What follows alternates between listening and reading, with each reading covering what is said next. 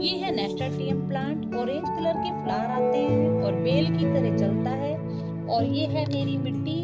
और ये मिट्टी जो है मेरी पूरी घर की कंपोस्ट जो वेस्ट मटेरियल से तैयार की हुई है।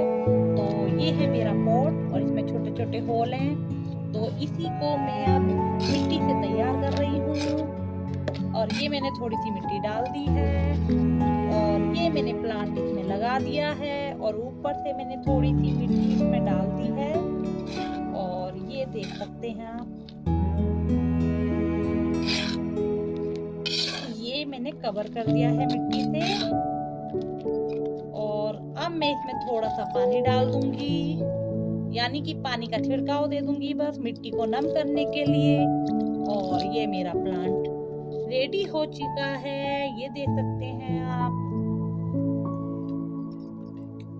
तो फ्रेंड्स, थैंक यू।